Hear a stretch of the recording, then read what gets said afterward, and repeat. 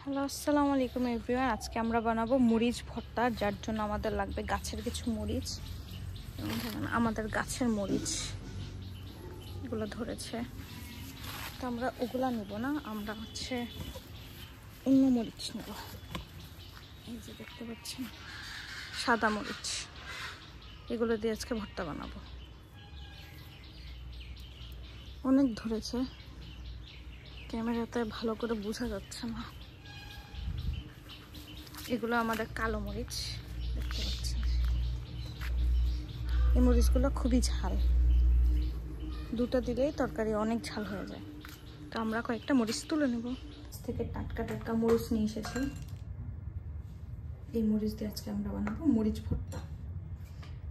তার জন্য আমাদের মরিচ লাগবে, তারপরে লাগবে কিছুটা রসুন, 1 মুঠ ভর্তি পেঁয়াজ।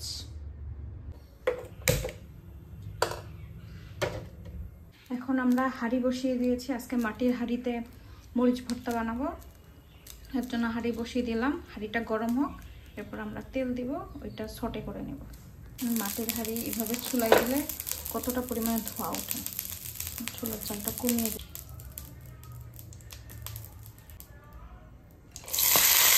দেখতে পাচ্ছেন তেলটা গরম হয়ে গিয়েছিল। এখন আমি দিয়ে দিলাম মরিচ, পেঁয়াজ, রসুন।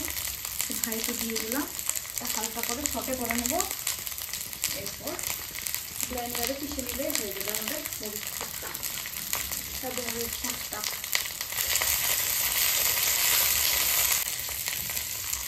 আমরা বাংলাদেশের মানুষ, আমাদের ভর্তা ভাত খুবই পছন্দের।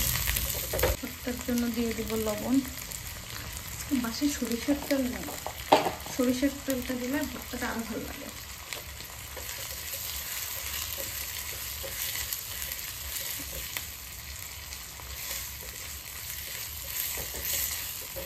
আমাদের মরিচ ভাজা হয়ে গিয়েছে, এখন আমরা এটা নামিয়ে নেব।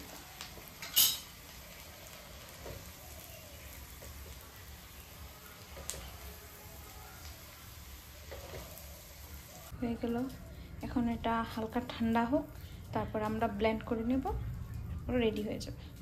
তৈরি হয়ে গেল আমাদের মরিচ ভর্তা। এটা আমি সাদা মরিচ আর কালো মরিচ দিয়ে করেছি, দেখি কালারটা এরকম এসেছে।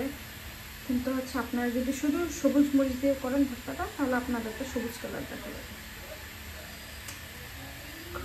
দেখে খুবই সুস্বাদু লাগতেছে। গরম গরম ভাত দিয়ে এখন শুধু খাবার পালা। Thank you everyone for watching my video.